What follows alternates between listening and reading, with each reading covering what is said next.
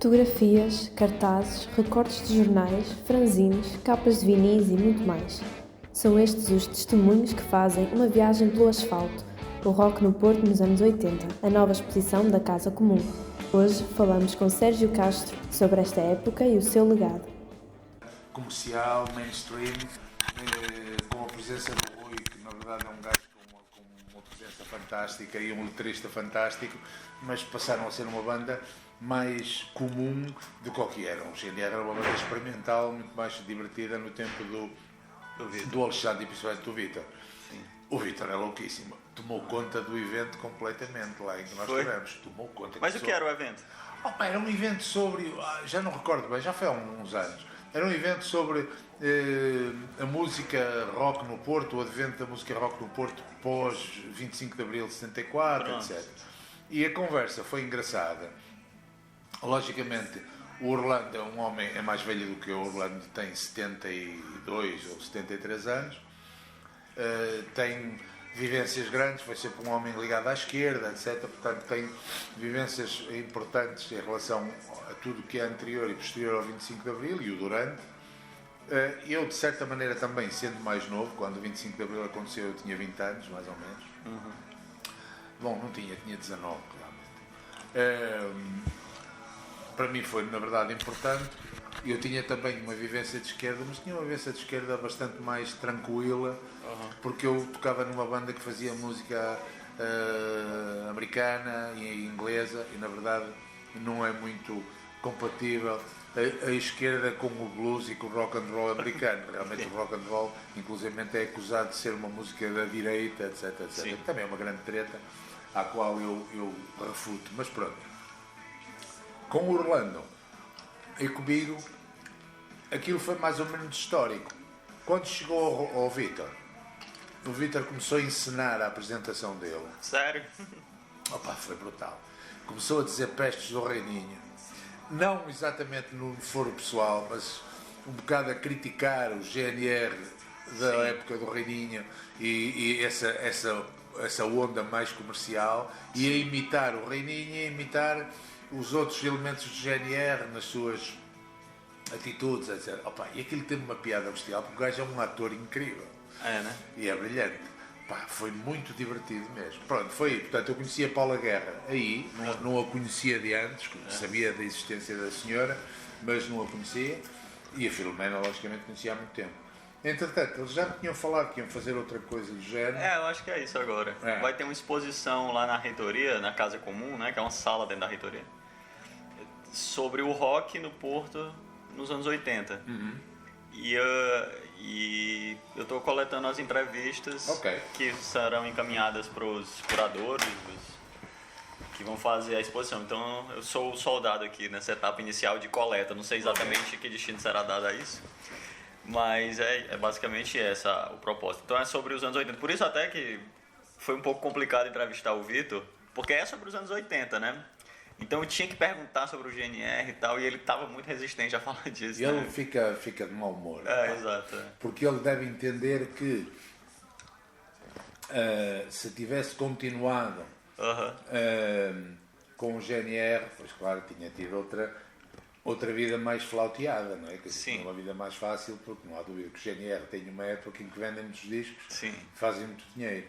Pronto, o GNR, de alguma maneira, acabaram por ir ao encontro dos gostos da malta. E a malta, na verdade, reconheceu no GNR a qualidade que eles tinham e têm, e isso é indiscutível. O Vítor foi sempre mais alternativo. Além disso, é muito engraçado que eu agora, quando me encontro com o Vítor, pronto, é certo que o Vítor é mais novo do que eu um bom bocado, e o Vítor, quando nos princípios tinha-me a mim e a malta, portanto, esta história dos anos 80 para mim resulta sempre incómodo. E resulta incómodo por uma simples razão. Eu acho que os anos 80 foi a pior década da música em Portugal. Porquê? Na minha opinião, porque me parece uma autêntica merda a música que se fazia nos anos 80, mas não só em Portugal.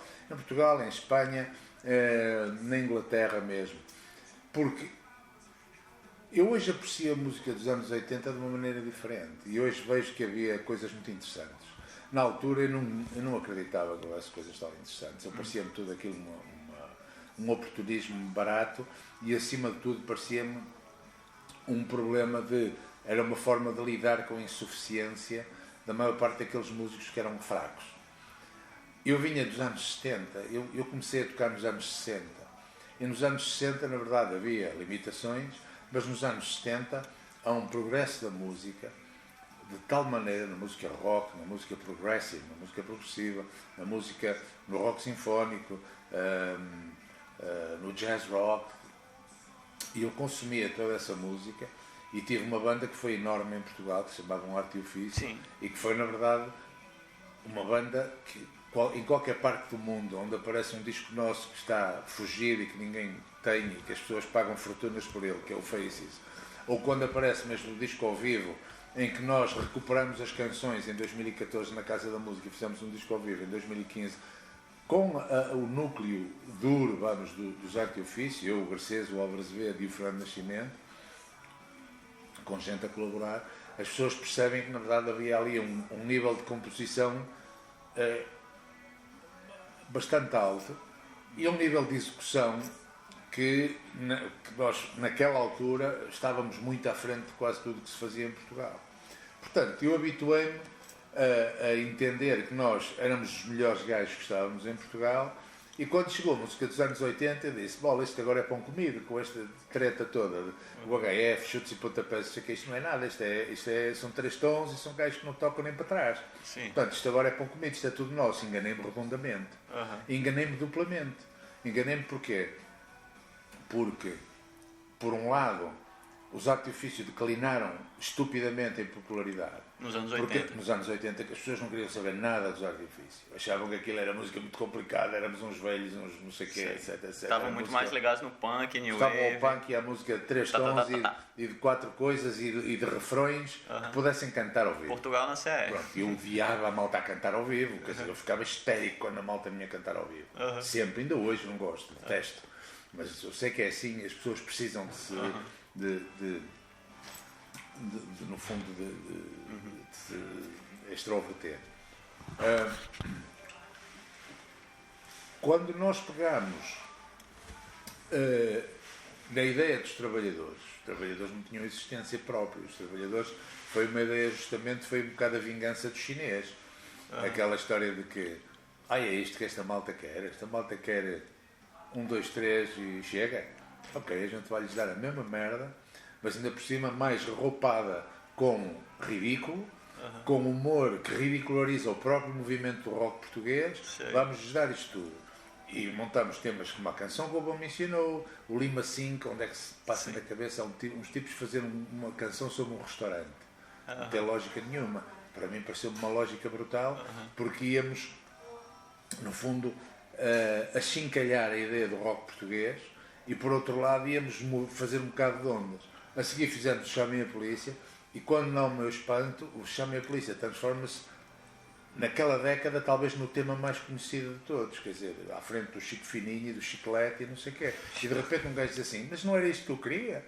Eu queria era partir isto tudo. E de repente esta malta absorve-nos, faz-me lembrar um bocado o que aconteceu com a cultura hippie e com o rock nos Estados Unidos. Quer dizer, a cultura hippie e a música rock dos Estados Unidos aparece como uma forma de protesto e uma forma de alternativa radicalmente oposta ao sistema capitalista americano, e o sistema capitalista muito facilmente começa a lhes encher os bolsos de dinheiro aos Dylans e às Bays e que eram, digamos, as caras visíveis, e depois aos do rock, etc. E eles acabaram todos por entrar pela argola a vender discos, e quando demos por ela, afinal eles já não eram tão alternativos nem tão subversivos. O sistema absorve a crítica a ele, né? Absorveu na maior. Quer dizer, ficámos a ouvir o Frank Zappa, que ficou sempre a vender discos na zona dele, não vendia mais que ali à volta de Los Angeles, e depois vendia na Europa. Porque a Europa, sim, que sempre foi, quer dizer, a Alemanha, a França, uns certos núcleos em Portugal, a Catalunha em Espanha e o País Basco, principalmente o resto da Espanha é bastante reacionária, mas a Catalunha e o País Basco, portanto, esses países, essas nações que de repente agarram a cultura com unhas e dentes. E aqui foi um bocado essa a ideia, foi, vamos tentar dar umas bofatadas aqui, para a malta perceber que isto do rock português é uma treta dos diabos. Pois nada disso, acabamos nós a ser absorvidos sem querer e a vender os discos. É certo que eu tenho sempre uma atitude muito beligerante nestas histórias e, como costumo dizer, eu tenho sempre uma atitude um bocado suicida. A mim chega-me viver, ter um andar para viver e ter um automóvel para me deslocar e ter dinheiro para poder comer todos os dias. Eu com isso sou um gajo feliz, não tenho nenhuma aspiração a ser milionário e a ter um iate. Não tenho amigos com isso, mas nem sequer me interessa, às vezes convidam-me, eu declino, arranjo sempre uma desculpa para não ter que ir. Não tenho nenhuma apetência por esse tipo de histórias. Portanto, como não a tenho, estava à vontade para ser o suficientemente suicida sempre que me apetecia e dizer assim, trabalhadores de comércio, acabou. E chegámos a 82, ok, com uma desculpa mais ou menos esfarrapada, embora tivesse algum fundamento. Os trabalhadores em 1982 tinham um cantor à frente, tinha 10 anos, que mudava naquela altura da escola primária para o liceu. Portanto, mudava de uma escola mais ou menos que se levava com uma perna nas costas para uma realidade muitíssimo mais responsável e complicada. Então pegámos e dissemos assim, o João agora vai para o liceu e vai ter que se fazer à vida para começar a patinar. Vamos parar. E paramos com os trabalhadores. Mas passado 3 ou 4 anos, aparecemos a ir ao festival da RTP, porque nos convidaram, não porque nós concursássemos ao festival. Já tínhamos tido uma experiência bastante negativa, porque justamente dentro daquele mesmo esquema de arrebentar com as costuras do que era normal, do mainstream, nós tínhamos concorrido com o Chamem a Polícia e com o Sou um Gajo do Porto ao Festival RTP de 1981. Quando concorremos com essas duas canções, nem sequer ao festival fomos logo postos de lado com essas duas canções, o que é pelo menos curioso, principalmente com o Chamem a Polícia. E com o Sou um Gajo do Porto. O Sou um Gajo do Porto era um poema absolutamente fabuloso, fascinante, do Manel Dias, do falecido Manel Dias, um homem de letras, um jornalista brilhante da cidade do Porto. Pois esse poema foi posto de lado porque nós cantávamos a Porto e porque nós falávamos de coisas que não interessavam nada. E o Chamem a Polícia é exatamente a mesma coisa, não sendo um poema, sendo uma letra mais ou menos corriqueira, mas as duas músicas foram postas de lado e afinal depois fizeram parte de um álbum que foi um dos álbuns mais vendidos em Portugal e o Chamem a Polícia, uma das canções mais conhecidas ainda hoje. O que é que acontece? Quando nos convidaram para ir ao Festival da Canção em 86, nós repusemos a ideia do grupo, com o trio original e com alguns dos músicos que já tocavam connosco e fomos ao festival. De novo no festival fomos maltratados, porque chegámos à final do festival ao lado da Dora, em primeiro lugar, e tiveram que desempatar, e logicamente desempataram para a capital e para alguém que levava algo que estava bem, que ela cantava bem e levava uma música bem feita pelos falecidos Guilherme Inês e Zé da Ponte, dois grandes amigos meus, só que era a música do costume. Nós, como aparecíamos ali um bocado a tentar ser uma pedrada no charco, e lá está, e com o tal sotaque meio nortenho, e a falar de coisas, ainda por cima a letra entrava com o próprio festival, dizia que o festival que era uma patranha, logicamente chutar-nos para canto. Pronto, mas nós não ficámos, ao contrário do Vitor Rua, não ficámos zangados com isso, até lhe achámos graça.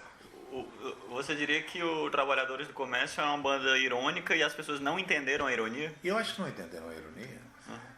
Houve pessoas que entenderam a ironia e abraçaram a ironia, e houve pessoas que detestaram a ironia porque a entenderam também e nos tinham mania, francamente.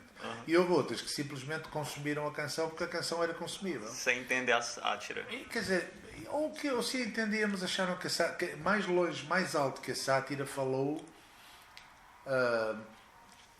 no fundo o apelativo da música, porque eu acho que as pessoas vão um bocado atrás disso.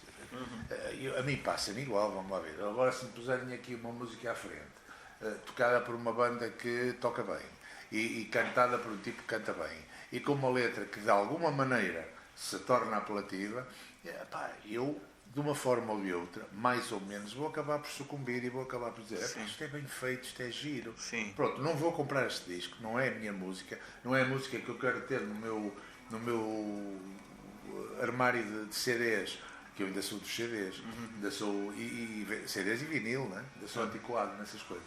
Não quero, não vou comprar este disco, mas estou a gostar de ouvir, eu acho que é uma coisa bem feita. Portanto, esta é a minha visão sobre a música. Eu sou bastante eclético e bastante aberto à música que se faz e além disso, quer dizer, aqui em casa, eu só vivo aqui aos fins de semana e aqui em casa só há 3 canais que se põem neste ecrã. Este ecrã aqui nem tem televisão posta.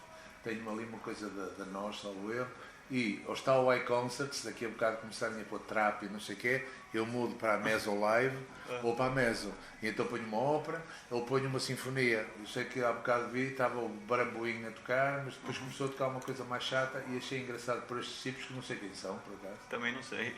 Mas que tem pinta de ser a gente que faz boa música. Sim.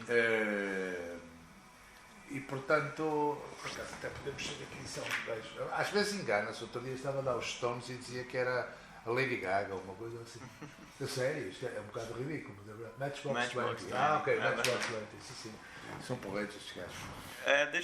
A gente já começou falando, mas eu preciso fazer só umas perguntas pontuais. Se tu não me fizeres perguntas, eu vou falar até ao fim, até a malta se cansa. Na verdade, eu até preferia, eu gosto de entrevista assim, que o entrevistador não fala nada, mas eu tenho que seguir um roteiro por causa dos curadores. Mas assim, primeiro tem só umas perguntas pontuais, que são assim, de recenseamento mesmo, que é a data de nascimento e o local de nascimento do senhor. Eu nasci aqui no Porto, nasci na maternidade. Nesse ano calhou-me ser de Sedufeita, portanto eu sou de Sedufeita, podia ser de Miragaia. Nasci no ano 55. 55. Portanto eu tenho 68 anos e meio. E o grau de escolaridade? Sei lá o que é que eu ia dizer. É assim, eu fui estudante da Universidade do Porto em Engenharia. Entretanto, quando se deu o 25 de Abril, começaram aquelas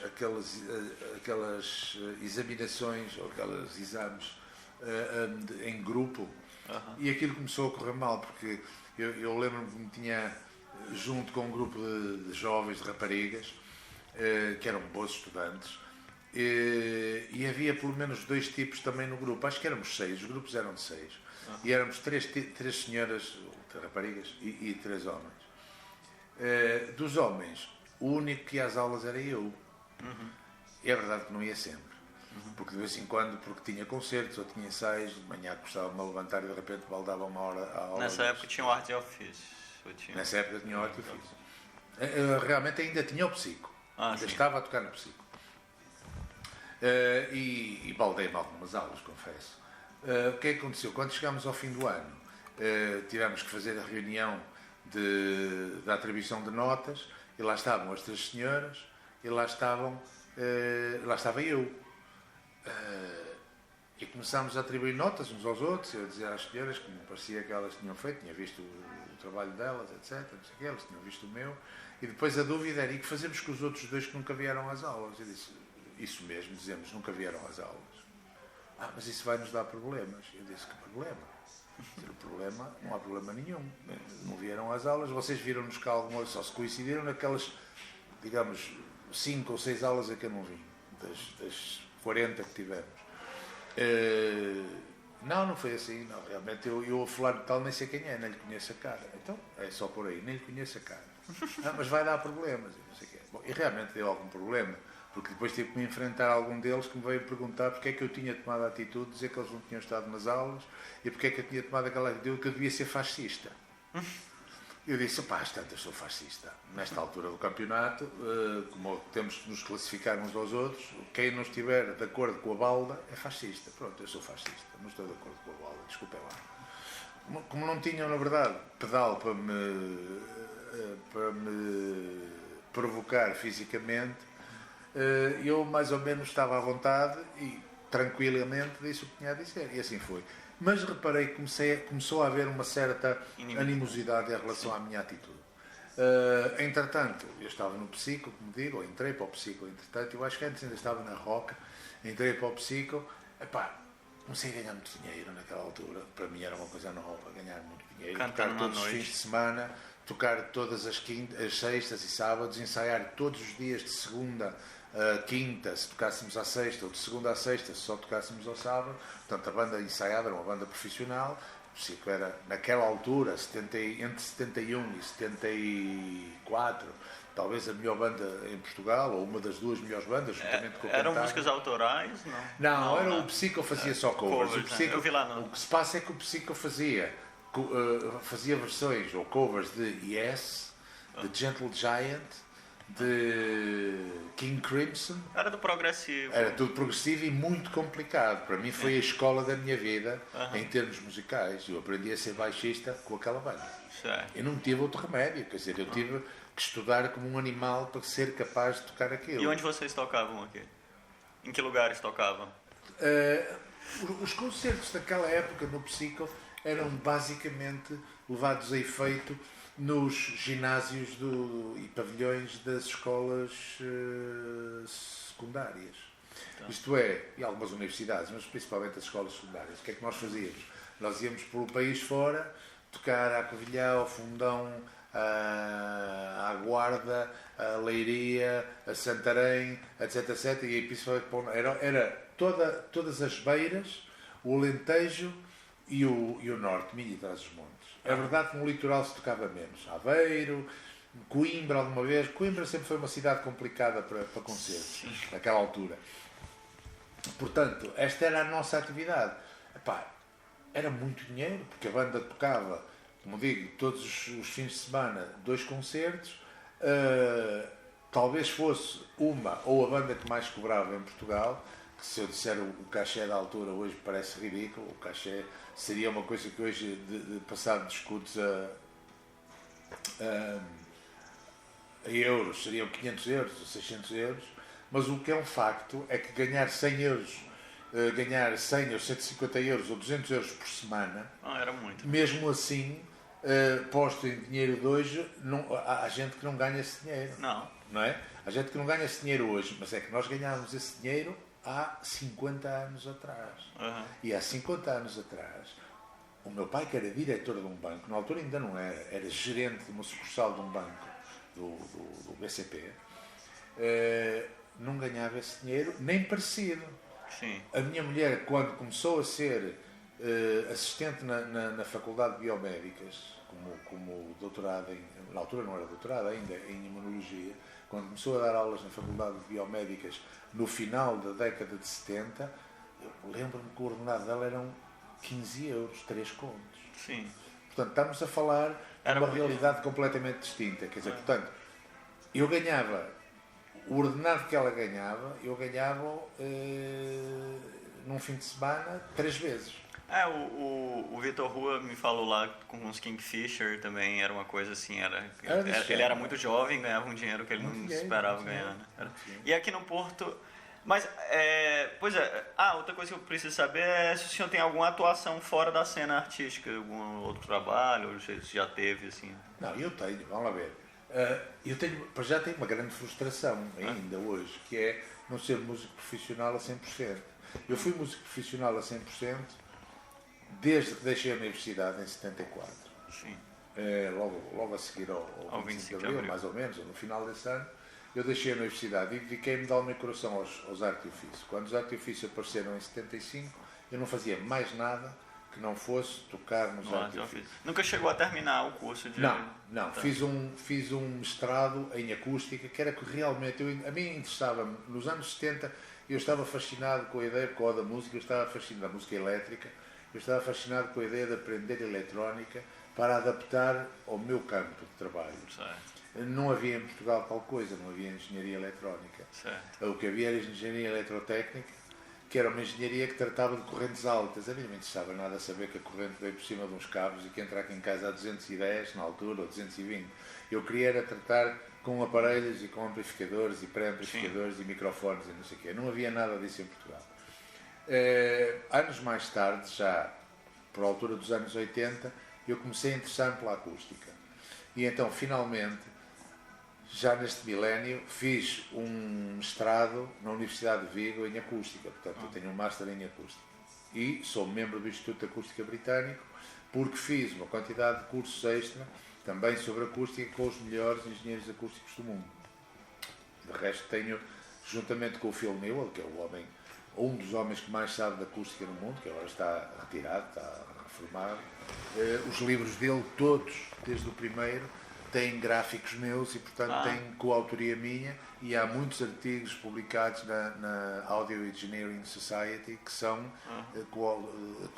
portanto, coautorados por mim. Isto é na parte académica. Portanto, eu quando me dedico exclusivamente à música é no final dos anos 70, ou na segunda metade dos anos 70. Com arte e ofício. Com arte e ofício, que continua até 82, e em 80 fundo os trabalhadores simultaneamente.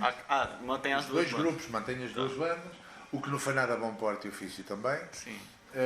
E a partir de 82, o arte e ofício, 82 finais, o arte e ofício acaba, e acaba por outras razões, porque além de que tínhamos, na verdade, começado a ter problemas de popularidade, digamos, começamos a ter também problemas com alguns dos músicos. O Álvaro Azevedo, na altura, quis ir para Lisboa, ofereceram-lhe um lugar, salvo erro, no Poligrama.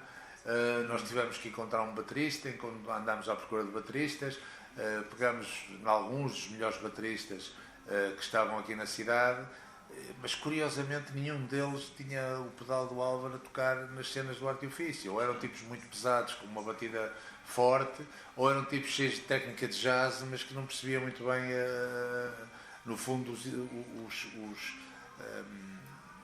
os interstícios do rock. E nós chegámos à conclusão, entre todos, afinal, nessa altura era eu, o Fernando Nascimento e o Jorge Filipe, o Pinho Vargas já se tinha ido embora da banda, e chegámos à conclusão que o melhor que tínhamos a fazer era mesmo acabar com o grupo, e continuamos com os trabalhadores. Isso aí foi em 82? Foi no final de 82, princípio de 83. Sei. E aí eu nessa altura montei um estúdio aqui, foi o primeiro estúdio de multipista que houve na cidade do Porto, e dediquei-me praticamente em exclusivo a gravar. Estive a gravar durante... A gravar outro, terceiro. Gravar outra gente, gravei o GNR, justamente. Sim. Gravei o Pedro Brunhosa, na altura, que tocava contrabaixo em cenas de jazz, não tinha ideia de ser um músico pop. Mas o senhor produzia também? Ou... Sim.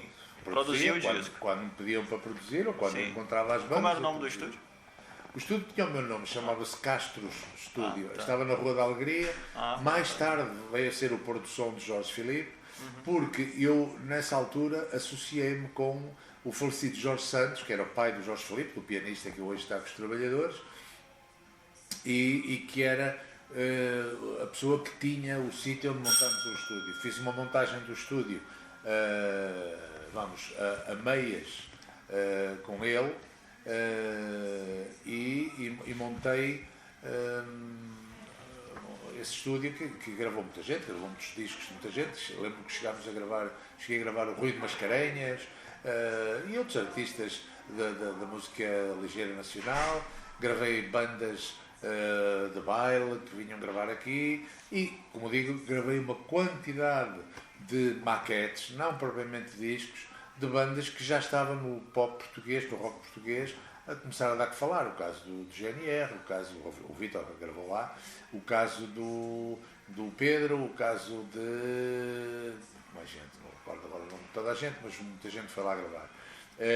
Lá inclusivamente ensaiou e fundou-se uma banda chamada Stick, que foi o meu reencontro com o António Garcês, que tinha sido o cantor dos Arte e Ofício, de novo, depois dele sair dos Roxigénio, dele acabar com os Roxigénio, ele, o Zé da Cadela, etc. E fizemos aí uma banda que gravou aí as maquetes todas, que depois foi gravar para Lisboa, para os estúdios da Valentim de Carvalho. E portanto, eu aí era exclusivamente música profissional. É nessa altura que aparece alguém da zona de Vigo. Nós tínhamos tocado em Vigo em 82 com os trabalhadores e com o Arte e Ofício. Tínhamos feito uma turnê nacional, a última que se fez com o Arte e Ofício, e acabamos a tocar no Parque de Castelos em 82, para muita gente, e foi na verdade um concerto espetacular, e esse concerto o que trouxe foi muito contacto com malta dali da cidade de Vigo. Alguns destes músicos da cidade de Vigo ouviram dizer que eu tinha um estúdio, que eu produzia, etc.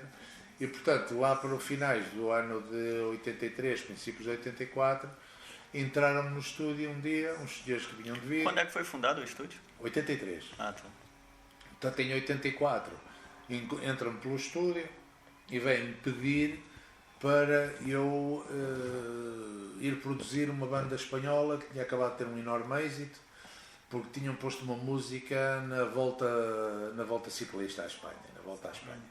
Eles tinham tido uma música fantástica, um grupo chamado Clube Naval, e pediram-me para eu ser produtor deles, dos concertos, iam ter agora uma turnê muito grande por Espanha, queriam que eu fosse com eles e que me encarregasse da parte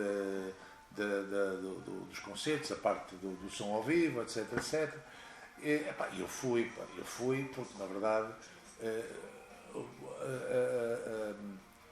a recompensa económica era assustadoramente alta. Era uma quantidade de dinheiro absurda que me ofereciam naquele ano para fazer aquele tipo de histórias. Então o que eu tinha que fazer era meter-me no carro daqui até Vigo, chegar a Vigo, pousar o carro numa rua estacionada, vinham-me buscar com outro carro, eu ia para os concertos com eles, às vezes eram 3 concertos seguidos num fim de semana, eu vinha para casa com os bolsos cheios de dinheiro e vinha cada vez mais a dar-me ali com a malta, até que apareceu uma banda que eu produzisse, que foi uma banda famosíssima em Espanha, que eram os Semená, com um disco que foi o melhor disco do ano, portanto no ano 85, e eu acabei a ficar com eles como produtor efetivo da banda durante 2 discos, 2 álbuns, e ainda como músico de sessão ao vivo com eles durante os concertos. E quando é que foi fundado o Trabalhadores do Comércio? Que ano começou o trabalho? 80.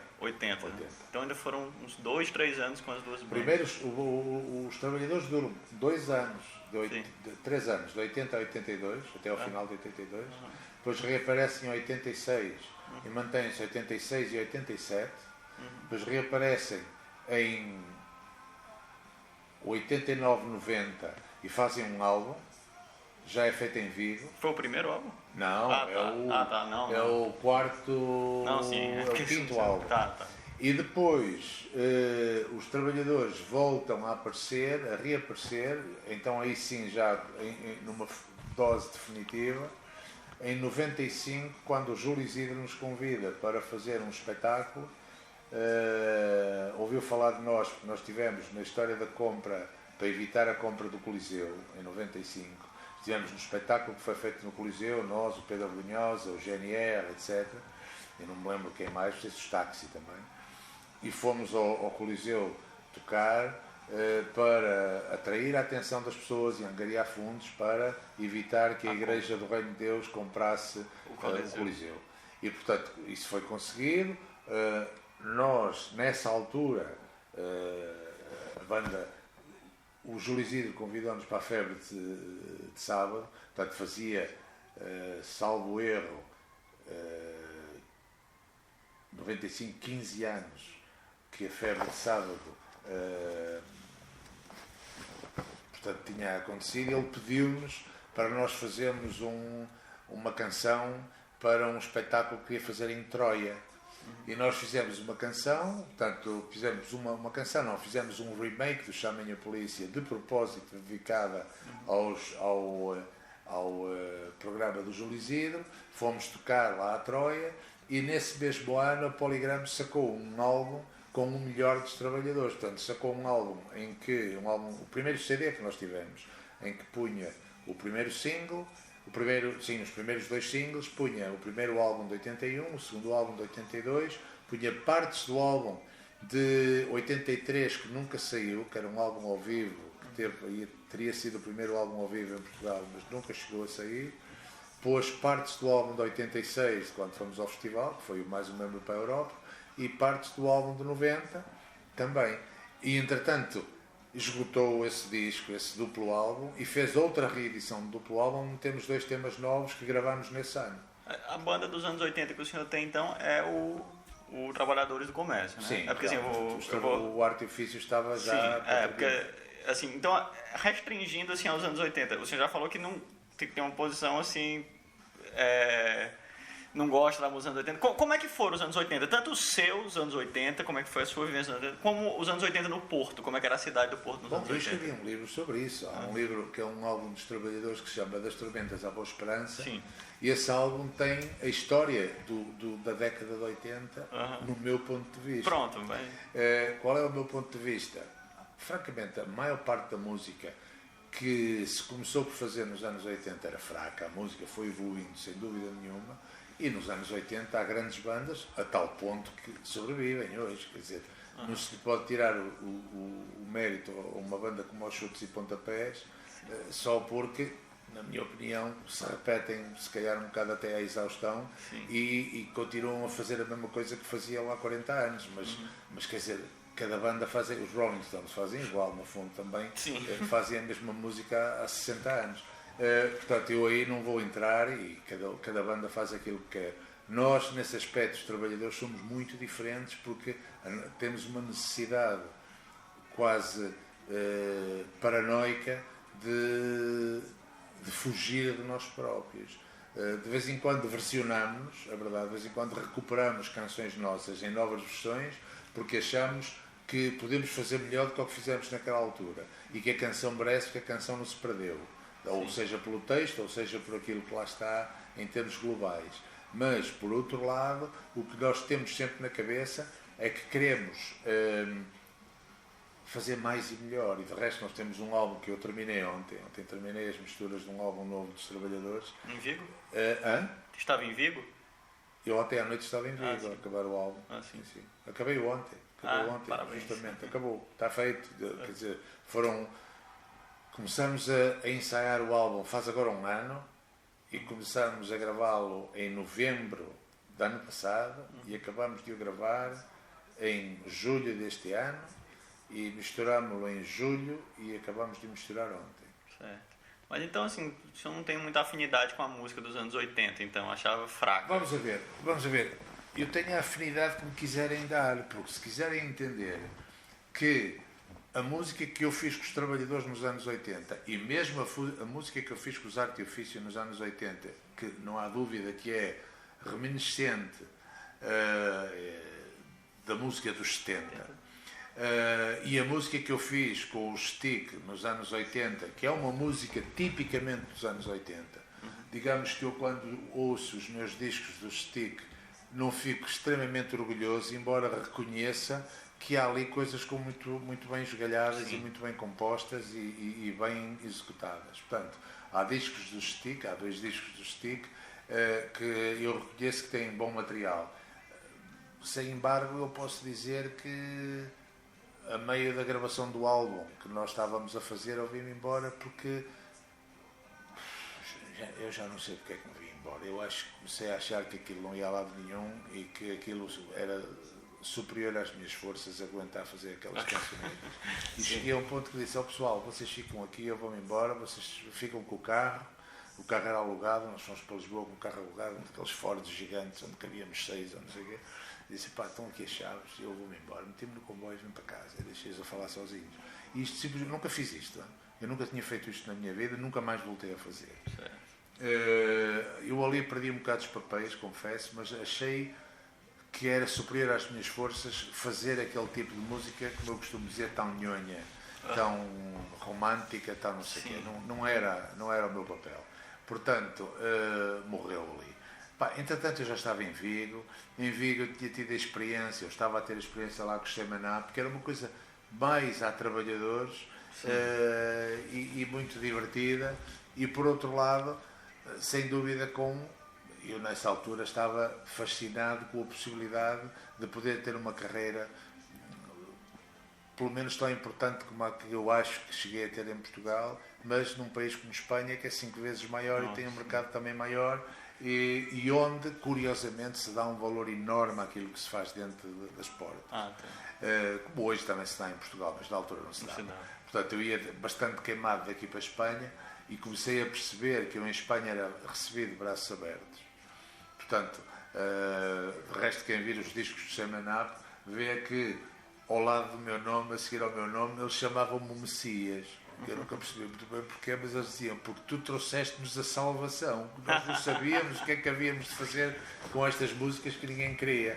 E tu deste a volta às músicas e tornaste as músicas muito mais atrativas, ao ponto de termos o melhor disco do ano e de termos um tema que é mundial, um tema que em qualquer sítio da América Latina toda a gente conhece. Mas para além da música dos anos 80, a cidade do Porto dos anos 80, como é que era? Deprimida. De primeira? Era uma deprimida. Era uma cidade suja e velha, e uma cidade que começava a ser demasiado pequena para o meu gosto. É uma época em que estou sempre a viajar, estou sempre a ir a Paris, estou sempre a ir a Londres, estou sempre a ir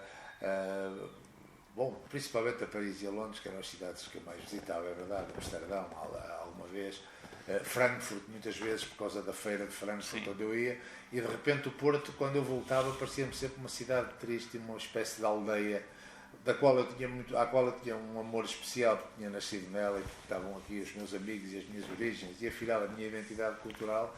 Mas eu dizia: mas eu daqui não vou sair, isto não vai a lado nenhum, eu não quero entrar neste esquema da música mainstream, eu não quero entrar neste pop nacional, e quero fazer mais coisas. Em Espanha, na verdade, o recebimento que eu tive foi tão grande, e de repente apareceram várias pessoas a puxar para a possibilidade de eu fazer um estúdio de gravação. E eu lembro que vim aqui, pedi ao meu pai que me desse que fosse avalista, pedi um empréstimo no banco, levei dinheiro para a Espanha e abri um estúdio de gravação no final dos anos 80. Ele trabalhava num banco, né? Meu pai nessa altura já era diretor do banco, do BCP, era diretor aqui no Porto. Pronto, meu pai conseguiu-me um empréstimo, na altura de um valor, uns milhares de contos largos. Eu levei os milhares de contos para Espanha, o Álvaro foi comigo. O Álvaro era um grande amigo e afinal sempre andava. Isso foi em que ano? Eu fui para Vigo inicialmente por causa da tal banda em 85. Fiquei lá a viver. Comecei a ir em 84. Que era uma vontade. Aí ficou lá até quando? Até hoje. Nunca mais saí de lá. Fica lá indo e voltando, né? Não volto. Fiquei lá. Mas venho aos fins de semana, sim. Estamos aqui ao lado, não é? Sim. Mas habituei-me a isso, até por questões familiares. Mas eu, a partir de 87, tenho um estúdio de gravação lá, dos melhores estúdios de Espanha. Foi um investimento grande. E tivemos o infortúnio de que em 91 sofremos uma inundação, houve uma tromba de água na cidade. E nós estávamos numa localização perigosa na altura, estavam a construir umas avenidas, tinham levantado a cota do terreno, e nós estávamos numa parte baixa e entrou-nos água pelo estúdio dentro e saímos a nadar, realmente. Não saímos com os pés molhados, saímos com a água pelo peito. Não é? Meu Deus, parece que aconteceu lá no Luís Armstrong, né? Exato. E saímos mal, pronto, acabou o estúdio, e foi quando comecei a dedicar à acústica seriamente, comecei-me a dedicar a montar uma empresa dedicada a isso, e quando dei por ela tinha uma empresa que é importadora e exportadora de equipamentos e fabricante, etc. Então não tem mais um estúdio em Vigo, tem essa empresa. Agora tenho outro, curiosamente. Esse estúdio não se recuperou. E o daqui também continua? Não, esse fechou em 84. Quando eu fui para a Espanha, o daqui fechou. Certo. E você saiu basicamente porque tinha esse incômodo com a cidade do Porto, que achava meio pequena. Dizer, né? Não chega a ser um incômodo, é só uma... Eu acho que é só uma ideia, é só uma suspeita de que vou ficar aqui amarrado. Se calhar equivoquei-me completamente. Atenção, há uma coisa que é preciso, eu digo isto muitas vezes nas entrevistas e escrevo. Eu fui sempre assediado pelas discográficas de Lisboa e pelos meios lisboetas de que, tu se queres te ingrar na vida, se queres pegar nas tuas cenas musicais e realmente ser uma coisa a nível nacional e partir tudo, tens que viver para a capital. Eu dizia, cada vez que me diziam isso, eu ia mais para norte. Nunca teve vontade de ir para Lisboa? Não tenho vontade, não tive, não tenho e não vou ter. Eu acho curioso no discurso do senhor, porque por um lado você tem um orgulho, tem um sentimento de pertencimento do Porto, né? Até Absolutamente. Mas também tem essa Foi um momento. É uma tensão, assim, uma relação de amor, e não vou dizer ódio, mas assim, de proximidade e distância, né? Gosta, mas reconhece as cicatrizes. Mas hoje o Porto é brutal. É outra coisa, hoje né? o Porto é uma cidade absolutamente fascinante. Eu entendo que as pessoas que vivem cá estão molestas por causa da história de tanto turista. Mas a cidade, hoje em dia, é uma cidade fascinante. Eu hoje venho ao Porto, além de que venho porque tenho que vir, porque gosto de vir, pela minha atividade musical, mantenho a banda aqui, eu venho porque gosto de ser turista da minha cidade. Isso é maravilhoso. Pois é, isso é outra coisa, né? Inegavelmente o Porto passou por muitas mudanças dos anos 80 para cá, é outra cidade.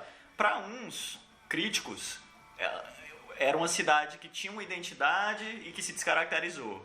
E para quem gosta, não, era uma cidade deprimente que hoje é muito mais aquecida. Muito mais aberta. Isso. O senhor está nesse segundo grupo dos...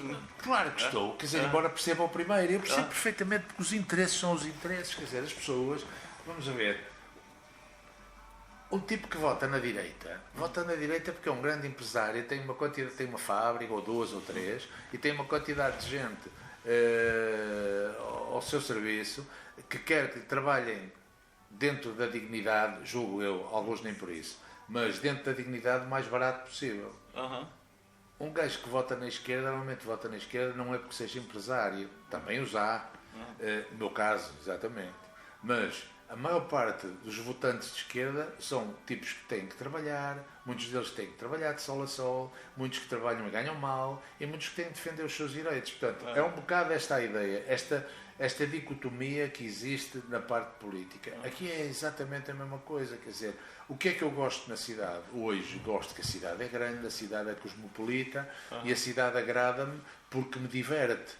E tem uma oferta cultural absolutamente brutal que não fica a dever nada nem a Madrid, nem a Paris, nem a Londres.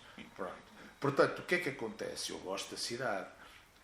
Mas, claro, eu reconheço que gosto da cidade porque não estou cá todos os dias. Se eu tivesse que comer o tráfico da cidade, que não melhorou grande coisa, de há 40 anos para cá, e continuo a demorar hora e meia a chegar daqui à Boa Vista, se eu tivesse que comer isso todos os dias, eu acho que arrancava os cabelos, os poucos que tenho.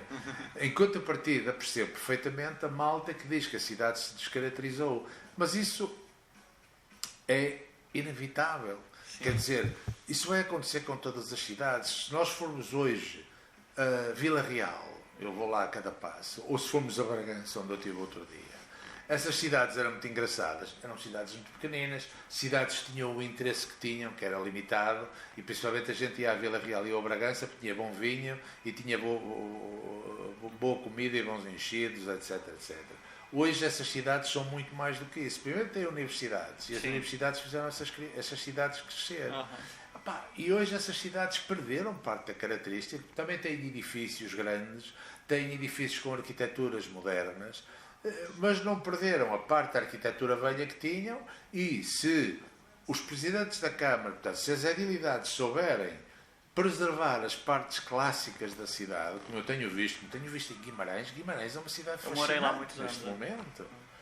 E um gajo anda pelas partes velhas de Guimarães, que estão ajeitadas, que estão porreiras. O gajo diz, ei, grande cidade, eu não me importo de viver para Guimarães. Eu, se calhar, agora, se tivesse que voltar para Portugal, voltar para Portugal, ia mais depressa para uma cidade como Guimarães do que via para o Porto. Guimarães é linda. Porque gosto, são cidades que, na verdade, que estão a evoluir. O Porto, nesse aspecto, está-se a limpar e vai continuar. O Porto tem muitos anos à frente para se pôr a uma altura ainda maior do que a que está. O Porto tem ruas que estiveram altamente deterioradas e que hoje estão recuperadíssimas, como o Mouzinho da Silveira. O Porto ainda tem ruas que estão extremamente depauperadas e que precisam de levar um jeito. Há bocados da Rua do Almada que ainda precisam de levar um jeito. Há bocados da Rua de São Brás que precisam de levar um jeito. Mas quer dizer, mas não se pode fazer tudo de uma vez, mas tem-se feito e tenho a impressão que está-se a ter cuidado nesse sentido. E se eu pedir para o senhor fazer assim, um mapa do seu Porto nos anos 80, nos lugares que o senhor frequentava, o seu roteiro na cidade, o que é que você destacaria? Bom, nos anos 80. Muita parte dos anos 80 que eu frequentava, infelizmente já não existe. Não, mas eu estou por Eu fiz canções, como eu disse há bocado, fiz canções a um restaurante que era o Lima 5, está fechado, embora ande há anos a dizer que vão recuperar, continua ali fechado na esquina da Rua da Alegria com a Rua da Constituição. Certo. E era um sítio fantástico em todos os sentidos. Outra coisa é que depois o serviço fosse melhor ou pior e aquilo tenha ido por água abaixo. Mas a minha zona foi sempre, de alguma maneira, embora isto aqui onde nós estamos agora é Paranhos, mas estamos no limite entre Paranhos e o Bonfim. Sim. A minha zona foi sempre o Bonfim, de certa maneira, no limite com Paranhos, porque durante muitos anos vivi na Rua do Lima, que é aqui ao lado, aqui perto, e que pertence ao Bonfim, não pertence a Paranhos, mas quando a gente atravessa para o lado lá, para o cinema Júlio Inês, já está em Paranhos. Já está em Paranhos. Este sítio aqui da Raul Caldevila é Paranhos mesmo, mas o Bonfim começa já aí em baixo, salvo erro, na Avenida dos Combatentes, ou uma coisa assim. O Bonfim foi sempre um bocado a minha zona, porque eu nasci e fui logo viver para o Bonfim, para a zona de São Roque, que pertence ao Bonfim. Dali vim viver para o campo para Gomes Leal, que é Bonfim, ao lado da igreja. De Gomes Leal vim viver para o campo 24 de Agosto, que é ali a zona, o centro do Bonfim, de certa maneira. Do campo 24 de Agosto tive um par de anos a viver fora da cidade do Porto, em Santo Tirso, mas vim logo outra vez para o Porto quando vim para a universidade e acabei de novo no campo 24 de Agosto e logo a seguir na Rua do Lima. Portanto, o Bonfim e esta zona quase central do Porto tem sido sempre a minha zona de influência, vamos, onde eu tenho vivido, onde eu tenho feito coisas, onde eu tenho trabalhado. E nos anos 80 era o Bonfim que frequentava? Assim, era, passava o tempo metido no Lima 5. Que era um restaurante. E a única coisa em que eu não frequentava, nos anos 80, não frequentava o Bonfim e nem sequer o Porto, era as salas de ensaios, porque era muito difícil ter salas de ensaios no Porto. Nos anos 70 tínhamos, no Psico tivemos sala de ensaio no Porto. Mas a partir daí, as nossas salas de ensaios foram sempre ou em Matosinhos ou em Vila Nova de Gaia.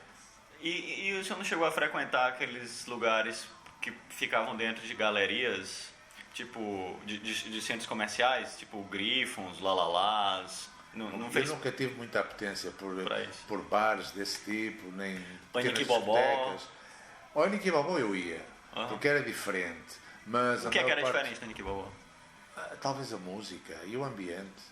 Ao Griffons chegamos lá, eu acho que nós chegamos a ir tocar ao Griffons. Acho. Era no Dallas, eu acho, né? Ou era no Brasília? Agora esqueci. Eu acho que era no Brasília. No Dallas é que era o Lá. O Dallas durou pouco, nós abrimos o Dallas com os Sticks, justamente em 84. A inauguração do Dallas foi connosco a tocar à porta do Dallas. A polícia teve que barrar a Avenida da Boa Vista, que meteram-se ali uns milhares de pessoas a ver o concerto e não passavam carros. E afinal, para pouca coisa, que o Dallas fechou passado poucos anos, porque aquilo estava mal construído e era tudo ilegal. Mas, enfim, por que o Nicky Bobó era diferente? Aí o Nicky Bobó você frequentava? Poucas vezes me frequentava. Mas era melhor do que esse Era melhor, eu achava que era melhor. Agora, como eu digo, eu estava muito mais preocupado em criar e fazer música do que andar na noite. Não foi um flané da noite, não? Não, porque a minha noite era aos fins de semana. Eu ia tocar e realmente já tinha noite à brava. De resto, eu acabava por tirar muito mais rendimento das minhas noites em casa de amigos ou com os amigos em minha casa,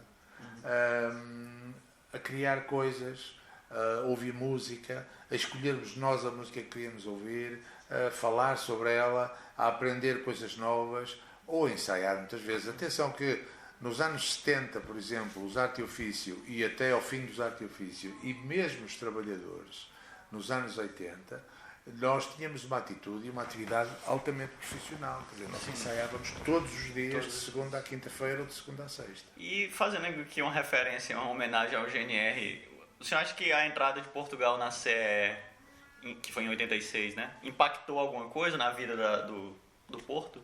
Assim, sentiu alguma diferença? Logicamente impactou, então não impactou. Nós temos visões diferentes, quer dizer, enquanto os GNR escreveram em 82 o Portugal na CE, 81 já não me lembro, acho que foi 81 que foi o primeiro disco que eles fizeram, eles são posteriores aos trabalhadores, Eu em 86, quando nós entramos, fiz um álbum chamado Mais um Membro para a Europa. E nesse álbum exatamente já começo a dizer que a Europa é uma treta mal contada, na minha opinião. Nem eu imaginava que ia ser o que hoje é uma espécie de ditadura com uma máscara democrática, não é? A União Europeia? Sim. Na minha opinião, é uma ditadura tremenda, com uma máscara democrática. Quer dizer, as normativas europeias, além de serem aberrantes em grande parte, são tipicamente feitas por interesses comerciais e industriais e são depois feitas por gente, na maioria das vezes, altamente incompetente. Sim. Técnicos que são o melhor técnico de cada país, mas não se sabe muito bem como é que eles são eleitos, ou que são escolhidos, que não são eleitos. A história da Europa foi uma história mal contada. Quer dizer, a ideia da Europa, da Comunidade Económica Europeia, da CEE, que era uma ideia que me parece brilhante, era que nós íamos ter a possibilidade, a capacidade de transitar com fronteiras abertas, passarmos a ser como uma espécie de Estado federal, cada um respeitando as suas nacionalidades, os seus costumes e as suas leis, e poder haver comércio livre e circulação livre de pessoas. Sim. Quando a União Europeia entrou em efeito, já não foi bem assim e já havia uma quantidade de normas que supraditavam e que se sobrepunham às normas de cada país. Nacionais. Em certo aspecto, algumas delas tinham lógica porque pretendiam melhorar a convivência e pretendiam melhorar a qualidade de vida das pessoas.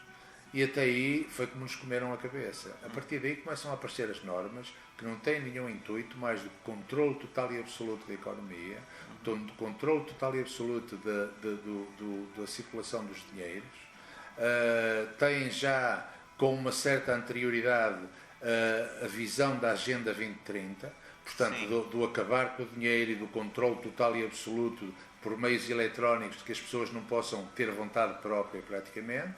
E como temos assistido agora, basta que venha o Papa a Portugal, que os acordos de Schengen ficam sem validade e fecham as fronteiras e põem a polícia nas fronteiras a incomodar as pessoas para saber quem é, onde vai, e o cartão de identidade, etc. Sim. Portanto, tudo isto é uma grandíssima mentira, para a qual eu votei a favor, conste-se.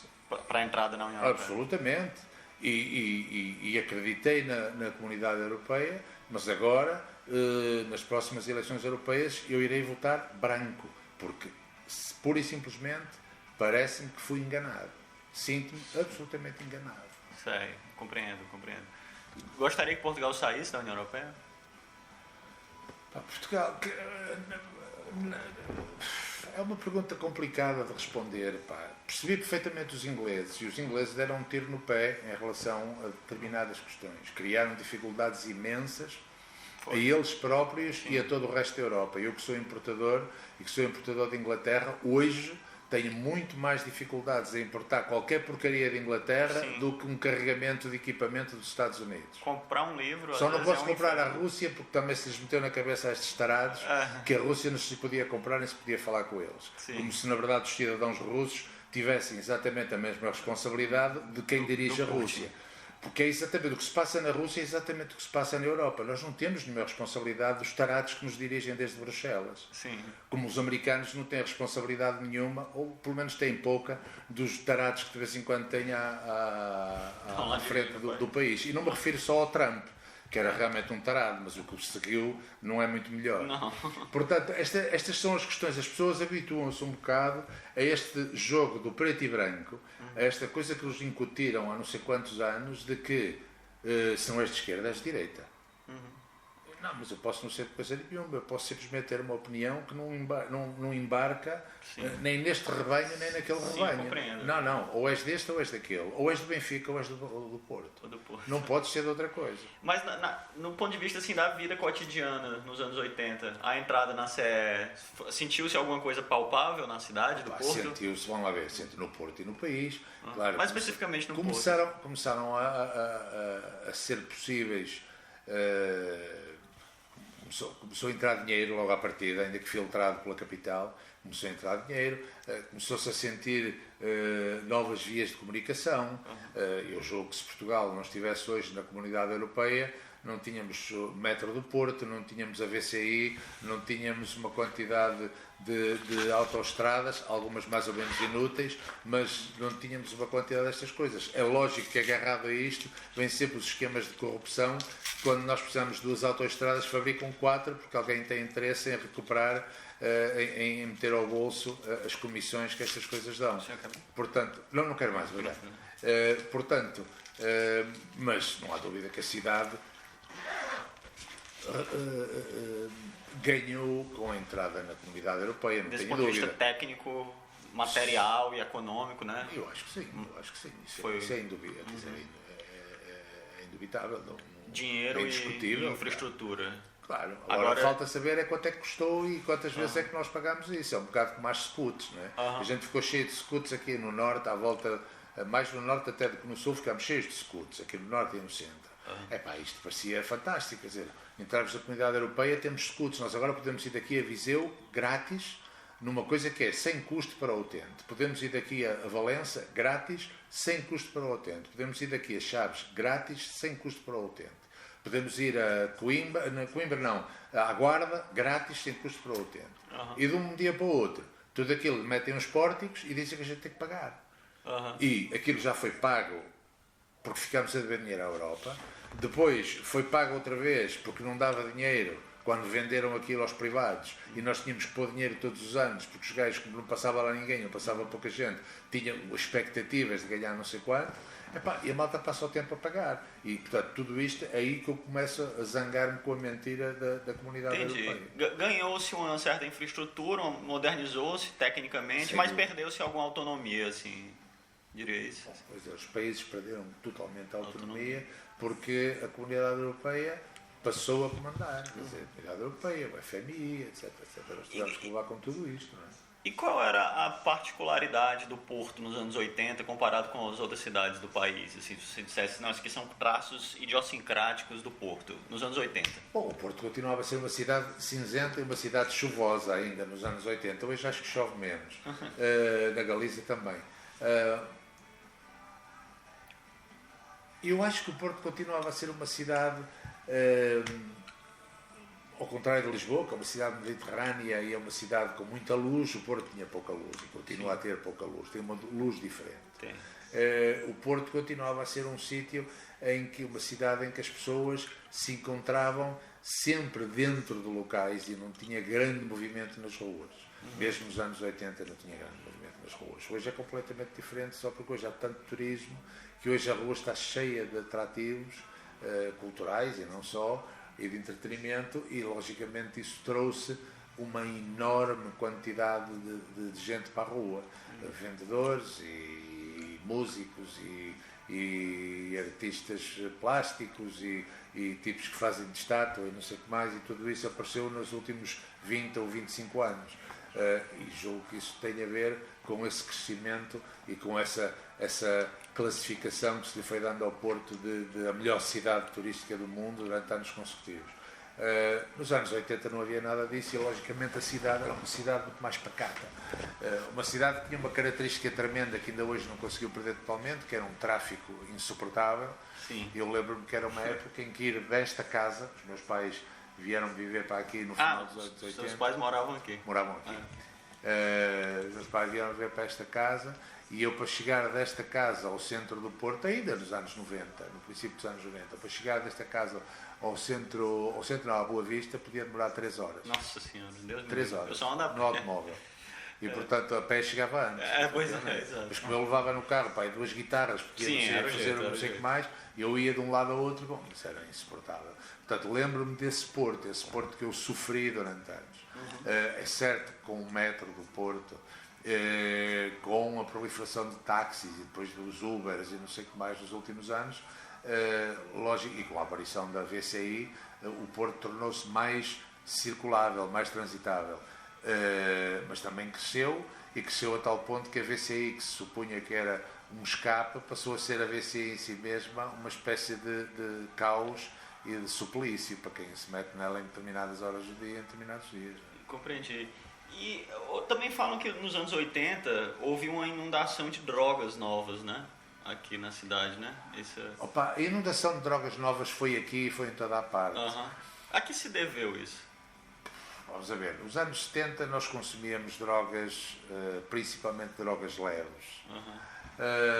Eu fui, durante anos, um consumidor de haxixe e marihuana, e que acho que são, principalmente a marihuana, acho que é uma maravilha de um produto que nos põe num estado criativo, que nos relaxa. Ainda hoje sou um usuário do CBD para dormir, muitas vezes à noite, que é uma maneira de me tranquilizar. As drogas mais pesadas, pelas quais eu passei de forma mais ou menos esporádica no final dos anos 70 e também, em certa maneira, nos anos 80, já me pareceram mais perigosas e menos adequadas. Mas de fato elas chegaram ali pela virada dos 70 para os 80. Houve uma chegada de novidade. As drogas leves vieram, julgo eu, que vieram em grande parte com a malta que veio da África, depois de 25 de Abril. A malta da África vinha com esse tipo de hábito do haxixe e principalmente da marihuana. E ela proliferou.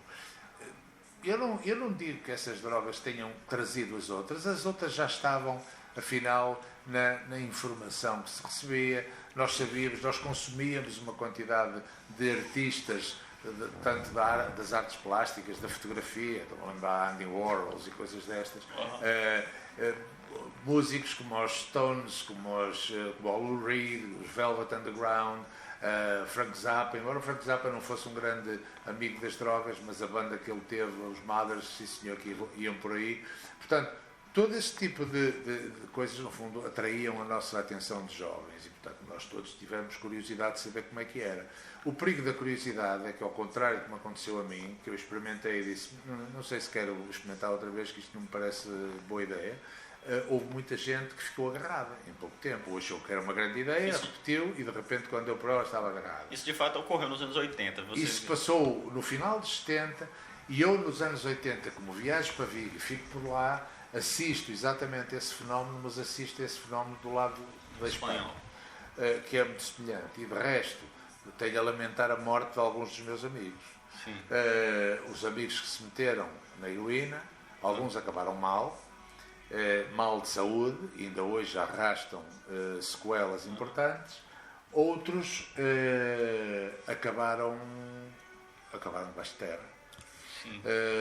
E foram amigos, foram músicos que tocaram comigo e que de um momento para o outro desapareceram. E já seja por overdose ou porque estavam já de tal maneira em mau estado que tiveram que ser tratados e aquilo também não correu bem e foram à vida. Portanto, eu assisti a essa parte da história das drogas. Em Espanha, ainda por cima, com uma agravante muito grande, da qual hoje há evidências, é que as próprias autoridades forneciam as drogas nas nações autónomas, nas autonomias, em que havia grupos revolucionários que queriam a independência. Portanto, uma das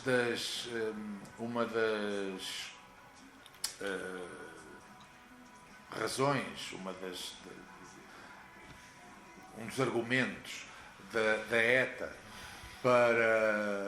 e principalmente da Calha Barroca, para justificar as suas ações assassinas, era que o Estado espanhol era assassino e distribuía heroína a torto e a direito e de má qualidade pela juventude basca para ir acabando com eles. Cara, mas já que o senhor teve essa experiência de Vigo e Porto nos anos 80, comparando as duas cidades nos anos 80, que paralelos a gente pode traçar?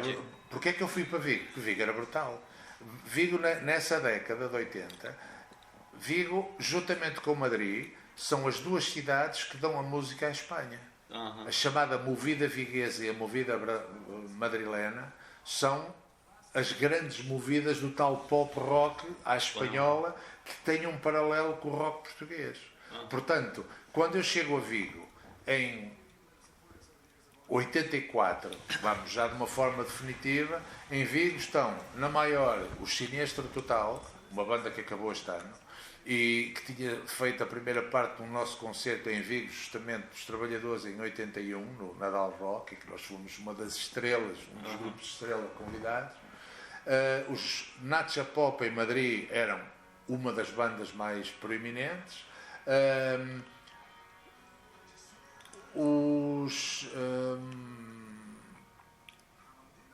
Tiago, me chamavam. Então o que o senhor foi buscar em Vigo foi essa efervescência que faltava aqui. É que eu encontrei lá essa efervescência. E encontrou. Absolutamente. Além disso, pela minha mão passam em 85, 86, 87, etc., até o Estúdio Ir à Vida, pela minha mão passam quantidade de músicos dos mais importantes da movida galega e da movida espanhola, quer dizer, Ressentidos gravaram comigo, com produção minha, Aerolinhas Federais gravaram comigo, Vida Bebida gravaram comigo, os Sinistros gravaram comigo, os Semenap logicamente gravaram comigo, eu fui o produtor do Semenap. Quer dizer, há uma quantidade de bandas importantíssimas que passam pelo meu estúdio e passam pelas minhas mãos. E portanto isso, em plenos anos 80, quando eu achava que o Porto não tinha nada para me dar, em Vigo havia tudo para me dar. Se o senhor tivesse 20 e poucos anos hoje, tivesse a idade que o senhor tinha quando foi para Vigo, mas hoje, o senhor iria para Vigo ou ficaria aqui? Eu hoje ficava aqui. Hoje ficava, né? Claro. Porque o Porto é até outra porque coisa. Vigo hoje não se compara ao Porto. Vigo hoje está bastante mais abaixo do que o em Porto, termos da força que tem esta cidade. Houve mais de um festival, né? Pelo menos um teve, né? De Vigo e Porto, né? Sim, nós tivemos desse festival. Foi o Luís Freixo, não foi que organizou? Você Já não me lembro que organizou, houve pelo menos um par deles. Houve um que foi o Irmanamento Vigo-Porto, foi em 86, em que ficamos Trabalhadores, GNR, Fotógrafo, salvo erro, e não sei se os táxis também tocaram. Eu acho que o Luís Freixo estava envolvido com isso. Pode ser. Né? Eu entrevistei ele, que mencionou bastante isso. Quer dizer que hoje, então, na década de 80, Vigo estava bem mais aquecido do que o Porto, mas hoje o jogo virou. Atenção, em Vigo as drogas leves em Vigo eram legais. Maravilha. Portanto, a gente podia comprar haxixe ou marihuana ao café. No café. Era legalizado. Era legal. A gente chegava ao café e dizia, dê-me não sei quanto. E a senhora do café, com a faca de cortar o pão, cortava a tablete da haxixe e vendia-nos 5 mil pesetas da haxixe. Mas isso era na Espanha inteira ou era só na Galícia? Era em toda a Espanha. Era em toda a Espanha. Tudo legal. No tempo do Partido Socialista no poder, era absolutamente livre. Claro que depois começou a correr mal e tiveram que agarrar porque tinham interesse em agarrar. Sim. Mas quer dizer, há uma coisa fundamental que eu não sei se aqui em Portugal há conhecimento disso, as pessoas. O Presidente da Câmara de Vigo, o Tierno Galvão, que é o Alcade, né, que fala. Foi o Alcade de Vigo, eu esqueço-me de uma quantidade de coisas hoje em dia e não quero estar a dizer as neiras.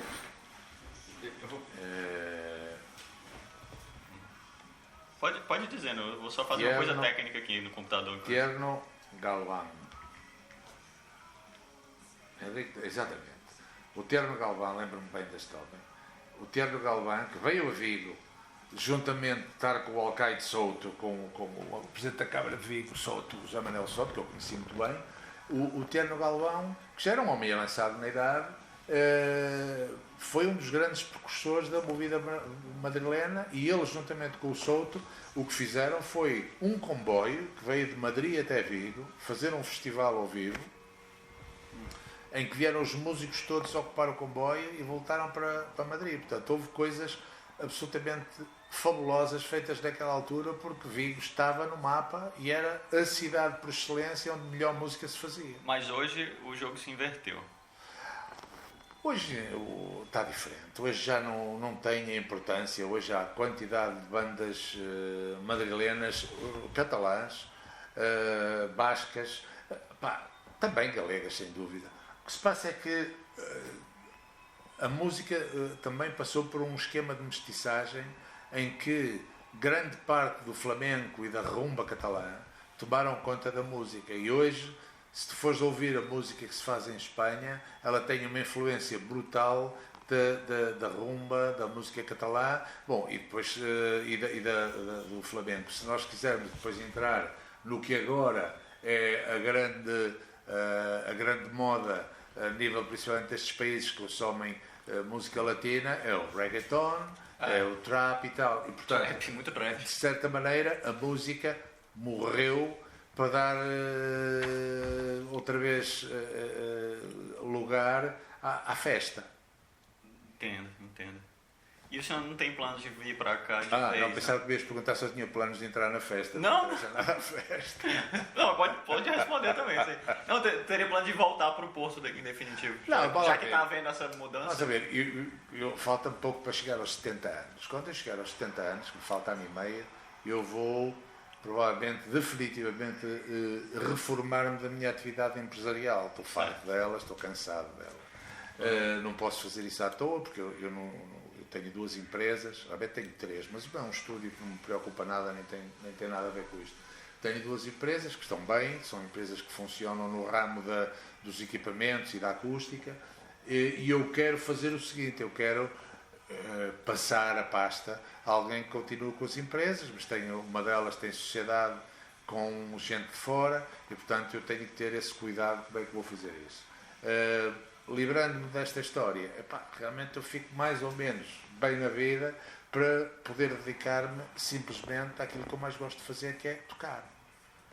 E tenho um disco novo meu pessoal, já fiz um disco meu pessoal em 2019, Sim. que apresentei em 2020, e vou fazer outro provavelmente agora para 2024 ou 2025.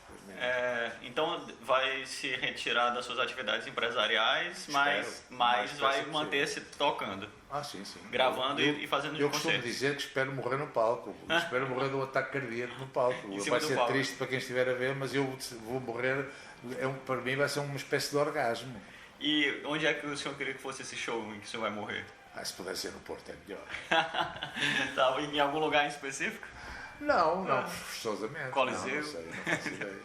Podia ser num Coliseu, uma coisa desse género. O Coliseu é, na verdade, o sítio onde eu gostei sempre de tocar e é um sítio bonito, é uma sala bonita, é uma sala que, ainda por cima, tenho lá familiares que foram arquitetos daquilo, tios e não sei o quê, que foram arquitetos daquilo nos anos 50. O senhor mencionou a profissão do seu pai, mas não falou da sua mãe. Minha mãe nunca teve profissão. Minha mãe foi uma daquelas mulheres que sofreu um bocado... Desculpa a pergunta íntima. O machismo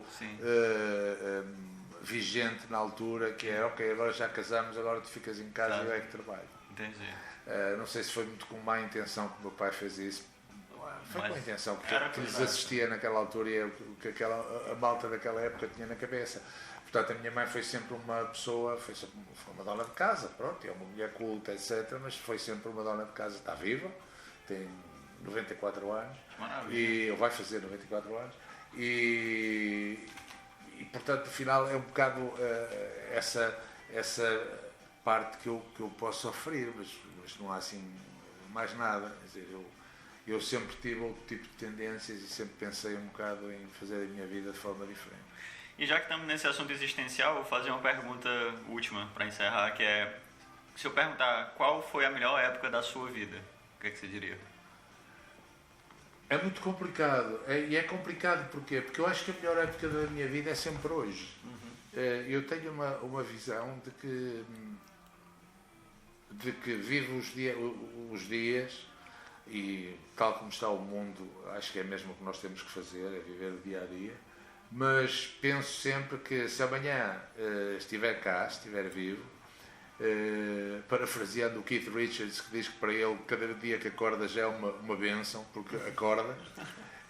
Portanto, se eu amanhã estiver cá, e amanhã vou tentar fazer o melhor, vou tentar divertir-me o mais possível, vou tentar ter ganas de criar coisas, vou tentar, quando tenho que fazer trabalho, estou de férias, entrei de férias ontem justamente, acabaram-se as misturas e a empresa fechou anteontem e até ao dia 28 não volto a trabalhar na empresa e não volto a fazer nada também de música, a não ser interessar-me se as capas do disco estão na fábrica e se está tudo a correr bem para não haver depois surpresas, mas fora isso vou de férias mesmo.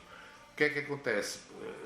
Quando voltar de férias vou tentar fazer o melhor possível da música, vou tentar fazer o melhor possível da minha atividade, porque sou um tipo responsável, entendo que tenho que servir uma comunidade grande de gente, de músicos e de produtores, que confiam no meu know-how, confiam no meu bom serviço das minhas empresas e confiam que não os engano, logicamente não tem a ver com o meu caráter e, portanto, é um bocado por aí que eu quero ir e é o que eu quero fazer. E o que é que o senhor acha que o futuro reserva para o Porto? Coisas boas, coisas ruins? coisa é o que eu gostava que acontecesse, outra coisa é o que poderá eventualmente acontecer. Pronto, eu estou interessado nas duas coisas. O que é que o senhor gostava que acontecesse? Bom, eu gostava que isto continuasse a ser uma cidade em franca evolução. O Porto não tem muito para onde se expandir, e como não tem para onde se expandir, espero que não assuma a expansão na vertical, como Nova Iorque, não é? E que de repente não comece a subirem uns arranha-céus só para meter cá mais do que as 250 mil pessoas que o censo diz que estão cá a viver. O Porto está bem com 250 mil pessoas, tem menos gente que Vigo neste momento, sendo que 5 vezes o tamanho de Vigo, ou 4. Mas claro, o Porto é uma cidade espartilhada por uma coisa que lhe puseram à volta, que é uma circunvalação, e quando nós saímos da circunvalação há uma parte da circunvalação que é o Rio, não é? Temos Gaia, uma cidade com 2 vezes a população do Porto, Matosinhos, uma cidade com 100 mil habitantes, ou 100 e picos mil habitantes, Maia, uma cidade com não sei quantos mil habitantes, Gondomar, outra cidade com não sei quantos mil habitantes. Portanto, de repente o Porto está espartilhado numa quantidade de cidades que em algum momento eram vilas, e que passaram a ser cidades por modo próprio, e ao ser assim, o Porto ficou dentro deste espartilho que é a circunvalação. Portanto, ele não pode crescer. Agora, o grande Porto, que é como eu também já o vejo, já não olho para o Porto só como a cidade característica e bonita que nós temos, eu olho para o Porto como o grande Porto e fico todo satisfeito quando, como na semana passada, fiz um concerto a Gondomar com a Diana Basto e gostei de ver que Gondomar expandiu, neste momento é uma cidade arejada, fresca, bonita, não sei o quê. A mesma coisa está a acontecer com Matosinhos, onde eu já vivi uns anos, nos últimos anos, em Lessa, numa freguesia de Matosinhos, que é lindíssima. E, portanto, o grande Porto está-se a expandir e, eventualmente, o grande Porto, em pouco tempo, vai ser um bocado como Londres. Quer dizer, Braga fará parte do grande Porto e, se calhar, Viana do Castelo também, e, da mesma maneira, logicamente, Santo Tirso e Amarante e Aveiro, se calhar, e, de repente, isto é o grande Porto. É uma zona de uma influência brutal desta cidade tão característica, que, no fundo, vai dar serviço e vai dar emprego a muita gente aqui à volta e vai servir também, vai dar negócio a essas cidades mais pequenas, onde a malta escolhe ir dormir e viver, porque o Porto começa a ser impossível de viver. Essa é a única coisa que eu acho que o Porto tem que cuidar, porque se o Porto de repente passar a ser uma cidade para que os russos, os americanos, os franceses a comprem, mau assunto. E o senhor acha que isso vai acontecer? Eu acho que isso pode acontecer se não houver algum travão da parte da Câmara Municipal, portanto, por parte das autoridades. Se as autoridades não dosearem isso. Mas, claro, a ideia do mercado livre, esta ideia de que o mercado livre é o melhor que nos pode acontecer a todos, porque o mercado livre olha por nós. O mercado livre não olha por nós, o mercado nunca olha por nós, o mercado olha por ele. Eu outro dia li uma frase absolutamente lapidar do Eduardo Galeano, que dizia que, tal como Deus, o capitalismo acredita que é o melhor que há e acredita na sua eternidade. Sim. Portanto, realmente isto é lapidar. E é que não há dúvida que o mercado acredita que é a melhor coisa que há, porque realmente, se não acreditasse, não existia. E o mercado tem que acreditar nisso e tem que nos fazer crer que é isso para a sua própria subsistência. Portanto, quando se diz que o livre mercado é a melhor coisa que há, não é mais do que uma forma de nos incutir na cabeça que temos de continuar a apoiar o livre mercado, que é para que ele continue a existir. Mas quem ganha realmente com o livre mercado? O empresariado. E nem sequer todos os empresários. Ganham os empresários de topo, ganham as elites que comandam tudo isto e que, se nós espremermos bem espremido, são 4 famílias no planeta. Portanto, o Porto não escapa a este inexorável controlo por parte das elites da finança. Mas esperemos que se consiga levar isto da melhor maneira possível, de forma a que as pessoas continuem a poder viver na cidade e não tenham de ser afastadas, porque os preços de tudo começam a ser absolutamente exorbitantes e inatingíveis. Parece que essas duas coisas são indissociáveis, né? Por um lado, vem esse aquecimento, essa enxurrada de coisas boas, essa oferta, essa modernização, mas aí vem a reboque também esses perigos do capital, né? Tem que vir. Sempre está ali, né? Sim, tem que vir, porque no fundo é como quando a gente atira, nós achamos graças a um passarinho, a uma pomba no chão, que quando estávamos num café e atiramos a uma pomba um um grão de milho daqueles que nos põem com a cerveja e passar um bocado temos um pombal completo a ver se lhes toca mais milho e com um bocado de pouca sorte temos as gaivotas a seguir que vêm comer o que as pombas não chegam e até comem as pombas se for preciso. Portanto, isto é exatamente isto, é uma espécie de metáfora da vida que nós vivemos. Isto é uma metáfora da nossa existência neste momento e do planeta que nós temos ajudado a criar. Sim. E claro que se formos conscientes, nós somos, pertencemos àquela pequena percentagem de privilegiados que está na mão de uma infinitamente pequena percentagem de malandros que controlam isto tudo, mas nós, no fundo, não somos mais do que a barreira que os protege dos esfomeados, que são a imensa maioria do resto do mundo, quer dizer, em África, na América do Sul, etc. E, na verdade, como eu escrevi numa canção há muitos anos nos Arte e Ofício, que se chamava Lobster Society, no dia em que as lagostas se zangarem de estar a ser comidas à mesa dos ricos, elas vão sair e vão comer os ricos e eles nem vão perceber como é que foi. Você já assistiu o filme A Lagosta? Já assististe o filme A Lagosta? The Lobster? The Lobster Society? Não, um filme. Não vi. É um filme interessante, Ok. Chama-se assim? The Lobster? É do Yorgos Lanthimos. Tenho que ver. É bom. Mas a história é essa? Não, também? Não, ok. Não tem a ver com isso, mas tem a ver com um mundo em deterioração. Ok, vou ver. E os vou afetos, querer ver. muito. Gosto da ideia. Pronto, olha, muito obrigado pela gentileza e foi quase uma aula. Não, eu aprendi muito. Às vezes o chato é que é um bocado monólogo. Não, eu mas sou um gajo que falo. Não, mas é isso que eu quero. Por mim eu não falava nada. Eu vou até confessar que eu sou um pouco crítico às vezes do roteiro. Acho que o roteiro amarra muito, mas é uma equipe, né? Eu estou só vocalizando esse projeto. Mas por mim, a entrevista seria mais centrada na experiência pessoal do entrevistado do que essas perguntas. Enfim, mas é um time, né? É como ter uma banda. Exato. Agora fiquei com na cabeça, não conseguia há bocado dizer o nome de uma banda e não me lembro agora, é curioso. E era importante, porque é uma das bandas mais importantes de Vigo, quando eu cheguei a Vigo. E aproveito e digo só, é fácil, apanho já aqui Theo Cardalda, que é um dos membros da banda. Eu não preciso. Golpes Bajos. Golpes Bajos? Foi uma das bandas mais importantes da Espanha inteira e foi uma das bandas com que eu tive muito contacto. Era da década de 80.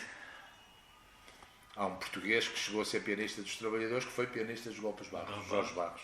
Eu nunca fui a Vigo, eu só passei de autocarro indo para Santiago. É uma cidade que hoje está porreira, hoje está, digamos, quase bonita.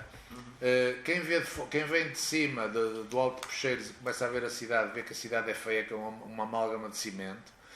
Eu lembro da cor dela. Mas quem está dentro da cidade vê que a cidade é limpa, é uma das cidades mais limpas que eu conheço, toda a Europa, é incrivelmente limpa. É uma cidade que está a começar a ter um urbanismo interessante, tem uma parte velha pequenina que está também a ser muito bem recuperada. E depois tem uma coisa incrível, é que a gente vai para a parte do Porto de Mar, do porto onde param os cruzeiros, não sei o quê, e as vistas daquela ria são absolutamente espetaculares. Mas o senhor achava melhor nos anos 80? A cidade era mais interessante nos anos 80 em termos de culturais. Certo. Termos culturais. Hoje, em termos culturais, é uma cidade mais pobre que o Porto. Sim. E de resto eles têm um fascínio com o Porto brutal e estão sempre a correr para aqui. A gente está sempre cheio dos galegos, dos vigueses aqui. E, por outro lado, é uma cidade que parou um bocado no tempo e que ainda está muito afetada pela crise que começou em 2011.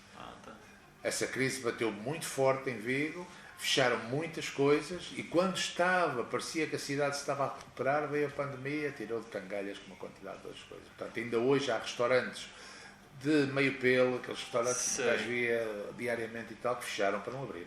O Porto está uma efervescência muito grande, né? Essa semana eu fiquei sabendo de um lugar que eu não sei se é novo, mas eu nunca tinha ouvido falar, que é um lugar chamado Socorro, que vende livraria e loja de disco e tem uns concertos agora. Acho que abriu recente. Eu nunca tinha ouvido falar, eu acho que a recente não para de aparecer coisa nova. Acho que vai continuar a aparecer. O Trindade, sem brincadeira, eu vou umas 2 ou 3 vezes por semana pro cinema. Porque... Sim, tem aberto uma quantidade de sítios. O hotel está ali à beira do Stop, Sim, o Stop, inclusive. O Stop, inclusive, né, tá... Vai ver se o salvamos. Eu sou um dos membros de uma das associações. É? Ver se o salvamos. Eu não tenho nenhum interesse no stop, eu não tenho lá nada, só lá ensaio com o grupo, mas acho que é um lugar importante. Claro que é. Mas, por outro lado, é lógico que não pode ser assim à toa, né? Porque aquilo tem umas condições um bocado precárias e elas têm que ser mantidas e tem que se manter a segurança do local. E esse presidente da Câmara, ele foi um homem que viveu, né, a boemia assim, nos anos 80, né? Sim, é um bom vivant, é um bom da Foz, é um tipo que... No entanto... Mas curiosamente interessou-se por aquela história e eu continuo a acreditar e trataram-me um bocado menos bem, porque... pelo menos a associação que eu faço parte a dizer que nós estávamos a fazer o jogo do Rui Moreira, se estivéssemos a fazer o jogo de coisa nenhuma. Eu tive reuniões com ele e pareceu-me um tipo genuinamente interessado em manter o stop e resolver o problema. Mas aí, e qual é o problema, afinal? O problema é que aquilo tem problemas estruturais graves, não tem saídas de emergência, etc, que a culpa não é de quem lá está, a culpa é de quem controla o condomínio e principalmente de quem está à volta. Há muitos interesses imobiliários ali. Sei. Só que os interesses imobiliários cada vez se trazem mais forte e cada vez exercem mais pressão. Sei. E o Rui Moreira, o senhor acha que... o Rui Moreira não está interessado na imobiliária ali. O Rui Moreira quer mesmo manter aquilo como uma casa cultural. Ele quer? Ele não quer atender os interesses do mercado? Não, a menos que seja um grande mentiroso. E custa-me a crer que seja. Quer dizer, ele disse-me na cara isso. Eu não acredito que um tipo que nos diz isto na cara... Quer dizer, seria um enorme canalha se fosse essa a intenção dele. E quem é o dono lá do prédio? São vários. Sim. São vários. Aí ele foi interditado por causa dessas questões infraestruturais, e aí ninguém pode entrar, ninguém pode sair. Agora sim, está aberto. Já está. Só que está aberto, mas a gente agora tem restrições, só pode estar até às 11 da noite, e aquilo vai ser a ver como é que corre. Mas quem é que vai fazer a reforma? Quem é que vai adequar o prédio? Tem que fazer os proprietários agora que apareceram todos. Ninguém sabia deles e agora de repente apareceram todos. São quase todos. Ou fazem os proprietários ou provavelmente a Câmara toma posse administrativa daquilo e nessa altura a Câmara faz e a Câmara pega no stop, põe à disposição dos músicos por 30 anos e obriga os proprietários a ir pondo o dinheiro. Tá. Então, pelo que o senhor está descrevendo, não me pareceu tão absurdo assim o que a Câmara fez, não. Assim, de absurdo não tem nada. Sim. O absurdo foi a reação da outra associação. Tá. Que achou que tinha que vir para a rua insultar toda a gente e dar porrada, não sei o que mais. E isso, na verdade, não vai a lado nenhum. Quer dizer, uma coisa é quando tens um inimigo. Agora, tens um tipo que te está a dizer que te vai resolver o problema. É mesmo assim, ofereces porrada na cara. Há qualquer coisa aqui que não funciona. Então, o final deve ser um final feliz. Oxalá, mas não sei se é. Porque os proprietários acordaram todos. O que nós estávamos a tentar evitar era que despertasse o monstro. No momento em que os proprietários acordaram, o que vai acontecer é que eles vão dizer, não, isto é meu. E quando disserem isto é meu, os alugueres de 200 e 300 euros vão subir todos para o sítio que eles acham que tem que estar. E tem algo que os impede de subir os aluguéis hoje? Não há. Sim. Quer dizer, a única coisa que os impede é que se calhar vão ter dificuldade em correr com aquela malta que lá está. Sim. Porque eu sei que quando alguém está dentro de uma casa, pode sacar de lá é complicado. Exato. E portanto... vão ter essa dificuldade, ainda por cima, porque há alguns proprietários que estão contentes com os tipos que lá têm pelo preço que lá está. Sim. E, portanto, esses vão continuar. E, acima de tudo, há que licenciar os sítios, porque os sítios têm que ser licença camarária. Sim. Gostemos ou não da ideia das licenças camarárias, a lei é esta, e a gente tem que ir por esse lado. Bom, vamos torcer para que